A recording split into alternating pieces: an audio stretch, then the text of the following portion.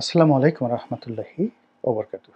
সম্মানিত দর্শক, সারা বাংলাদেশের শিক্ষা প্রতিষ্ঠানগুলোতে বিএনপির ছাত্র সংগঠন জাতীয়তাবাদী ছাত্র দল এবং জামায়াত ইসলামীর ছাত্র সংগঠন ইসলামী ছাত্র শিবির, এই দুটো সংগঠন তাদের মধ্যে দাকুমড়া অহিনুকুল সম্পর্কের যে মাত্রা, সেটি এখন রীতিমতো সংঘর্ষে রূপান্তরিত হয়েছে।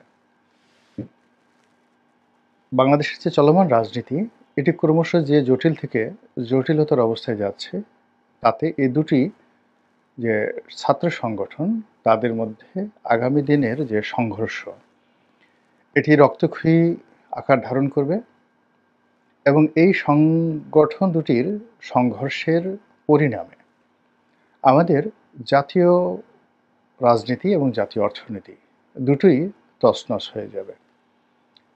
আমি আমার ক্ষুদ্র যে অভিজ্ঞতা, সেই অভিজ্ঞতা এবং বিভিন্ন মানুষের সঙ্গে সম্পর্কের কারণে দুটো সংগঠনকেই খুব ঘনিষ্ঠভাবে কাছের থেকে দেখার সুযোগ হয়েছে।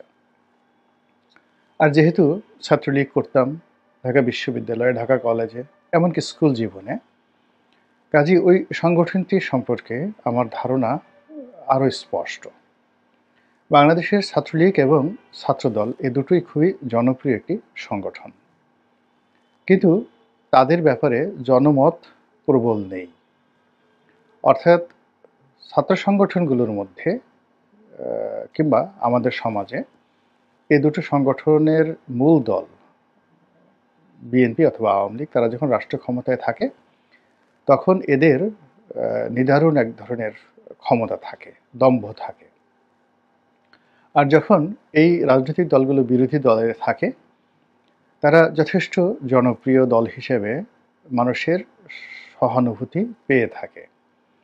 কিন্তু 2001 সনের পর থেকে এটি কেন যেন একেবারে খুব খারাপ অবস্থাতে চলে গেছে। অর্থাৎ যখন 2001 সনে বিএনপি ক্ষমতায় এলো, তখন ঢাকা বিশ্ববিদ্যালয় ক্যাম্পাসে ছাত্রদল এতটা শক্তিশালী হয়ে পড়ল, তারা বিরুদ্ধ মতকে ক্যাম্পাসে আর স্থান দিল না। ফলে ছাত্রলীগকে হল ছাড়া হতে হয়েছে, ইউনিভার্সিটি ছাড়া হতে হয়েছে, কিন্তু পরীক্ষা দিতে পারত।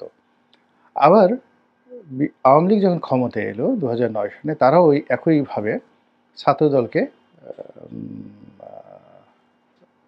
ক্যাম্পাস ছাড়া করেছে এবং যে কাজটি করেছে সেটা হলো পরীক্ষা দিতে দিয়েছে। কিন্তু এখন যে অবস্থা তৈরি হয়ে গেছে ছাত্রলীগের বিরুদ্ধে, সকল রাজনৈতিক দলগুলো, বিশেষ করে বৈষম্য বিরোধী যারা নেতৃবৃন্দ রয়েছেন, যাদের পেছনে জামাত এবং শিবিরের সমর্থন রয়েছে, তারা এখন ছাত্রলীগকে ক্যাম্পাসে ঢুকতে দিতে চাচ্ছে না এবং কোনো পরীক্ষায় অংশগ্রহণ করতে দিচ্ছে না। এটাই বাস্তবতা।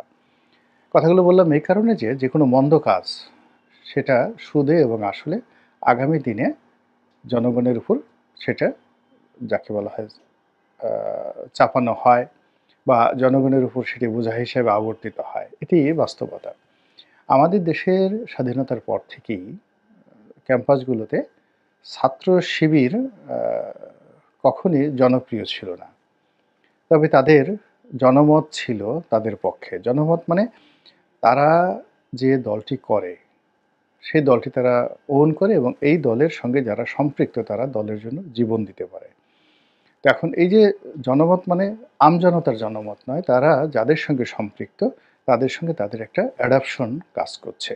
অর্থাৎ অনেকটা আমদুদের মতো, অনেকটা যাকে বলা হয় হরিহর আত্মার মতো মূল সংগঠন, তারপরে কর্মী এবং সমর্থক, ভক্ত যারা জামাতের, শিবিরের কিংবা ইসলামপন্থী যে সকল লোকজন রয়েছেন, তাদের সকলের সঙ্গে তাদের এরকম একটা সম্পর্ক যে একজন বিপদে পড়লে আরেকজন ঝাঁপিয়ে পড়ে।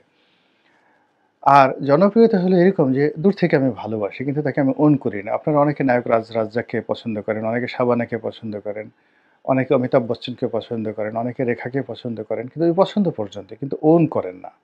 কিন্তু আপনার নিজের স্ত্রীকে বা সন্তানকে আপনি কিন্তু ওন করেন। সেই ওন করার যে প্রক্রিয়াটি, এটি হলো জনমত।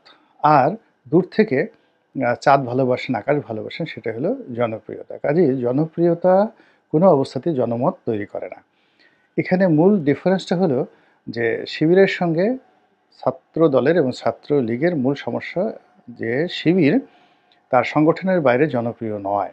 কিন্তু ছাত্রদল, ছাত্রলীগ সব জায়গাতেই ওয়াইড রেঞ্জে জনপ্রিয়। কিন্তু তার নিজ দলের মধ্যে অর্থাৎ ছাত্রদলের মূল সংগঠন থেকে শুরু করে সিস্টার সংগঠন বা ছাত্রলীগের মূল সংগঠন, সিস্টার সংগঠন এদের মধ্যে শিবিরের মতো এরকম তাদের জনমত নেই। আওয়ামী লীগ ছাত্রলীগের জন্য জীবন দিয়ে দিবে বা ছাত্র দলের জন্য জাতীয়তাবাদী দল বিএনপি জীবন দিয়ে দিবে জামাতের মতো করে ওন করবে, বা ছাত্র দলের একটা ছেলে গ্রেপ্তার হলে শিবিরের ছেলেটি যেভাবে জেলখানাতে সুযোগ সুবিধা পায় ওটা ছাত্র দলের লোক কল্পনা করতে পারে না। তো ফলে কি হলো, জনমতের দিক থেকে একেবারে প্রথম দিন থেকেই শিবির যে সুযোগ সুবিধা পেয়ে আসছে, ফলে তারা এই সংগঠনের জন্য ঝুঁকি নিতে পারে, এই সংগঠনের জন্য জীবন দিতে পারে, এই সংগঠনের জন্য মার খেতে পারে। এই কারণ হলো প্রায় তাদের সকল কর্মকাণ্ডই সামাজিকভাবে, পারিবারিকভাবে, রাজনৈতিকভাবে ইনশিওর করা থাকে। ক্ষতিগ্রস্ত হলে সেখানে তাদের দলের সবাই এগিয়ে আসে। ফলে শিবির তাদের এই যোগ্যতা নিয়ে ক্ষেত্র বিশেষে চট্টগ্রাম বিশ্ববিদ্যালয়ে বিভিন্ন সময় তারা হানাহানিতে গিয়েছে। রাজশাহী বিশ্ববিদ্যালয়ে তারা একক আধিপত্য বিস্তার করেছে। কিন্তু ঢাকা বিশ্ববিদ্যালয় কিংবা অন্যান্য বিশ্ববিদ্যালয়গুলোতে তারা কখনোই ছাত্রদল কিংবা ছাত্রলীগের সঙ্গে কনফ্রন্টেশনে কখনো আসেনি। তারা সবসময় মার খেয়েছে। মার খেতে গিয়ে কখনো ছাত্রদলের হাতে মার খেয়েছে, তারপরে ছাত্রলীগের হাতে মার খেয়েছে, অথবা দুই দল একত্র হয়ে শিবির পিটিয়েছে। এবং শিবির পিটানো ঢাকা বিশ্ববিদ্যালয়ে একটা যাকে বলা হয় স্টাইলে পরিণত হয়েছিল। তো এই জায়গাটি থেকে শিবির বের হওয়ার জন্য, শক্তিমত্তা অর্জন করার জন্য তাদের একটা লং টার্ম প্ল্যান ছিল। এবং সেই প্ল্যানটা আমি 2013 সনে বা 12 সনে আমি শুনেছিলাম এবং এটি যেন তেন লোকের মুখে নয়, মীর কাসেম সাহেবের মুখের থেকে। এবং মীর কাসেম সাহেব যখন জীবিত তখন আবার এই কথা আমি নয়াদিগন্ত পত্রিকাতে লিখেছিলাম। কাজেই মৃত ব্যক্তিকে সাক্ষী রেখে অনেক সময় অনেক লোক অনেক কনফিউজ টাইপের কথাবার্তা বলেন। আমি সাধারণত এই জিনিসগুলোতে যাই না। তো আমি যে কথাগুলো বলছি এটাই নয়াদিগন্ততে ছাপা হয়েছে এবং মীর কাসেম সাহেব তখনও জীবিত ছিলেন। তো তিনি আমাকে একদিন বললেন যে আমাদের সকল বিশ্ববিদ্যালয়গুলোতে ব্যাপক প্রস্তুতি রয়েছে।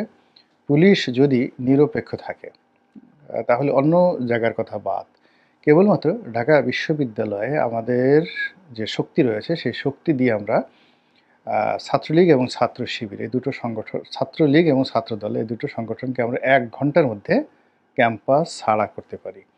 তো উনি এই কথা বলেছেন 2013 সনে বা 12 সনে।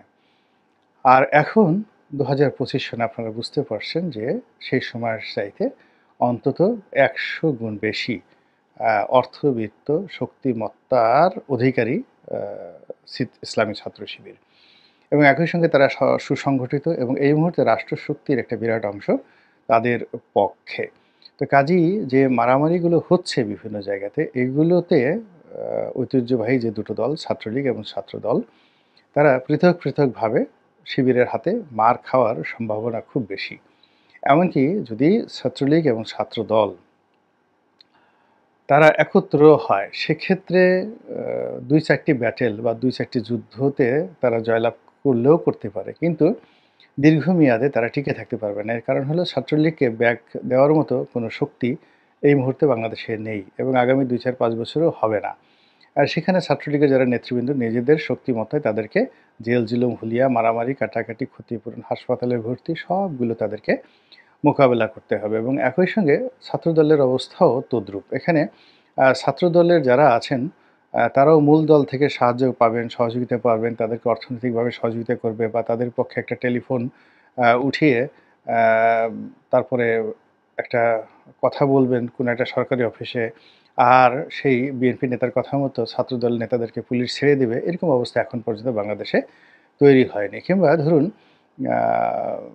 জামাতের যে সকল নেতৃবৃন্দ এই মুহূর্তে খুব স্টার পর্যায়ে রয়েছেন, যেমন গোলাম পরওয়ার সাহেব স্টার হয়ে গেছেন, মিজানুর রহমান আজাহারি স্টার হয়ে গেছেন, জামাতের আমির সুপার স্টার হয়ে গেছেন, তারপরে ডক্টর মাসুদ তিনিও এখন স্টার।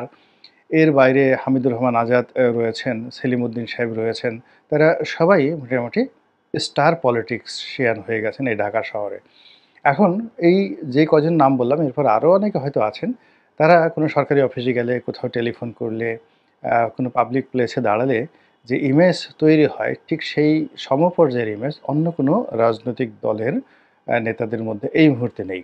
আওয়ামী লীগের লোকজন তো দাঁড়াতেই পারবে না। আর বিএনপির যারা আছেন আপনি একটু পাশাপাশি চিন্তা করেন তো, রিজভী সাহেব দাঁড়িয়ে আছেন, আর আমিরে জামাত দাঁড়িয়ে আছেন।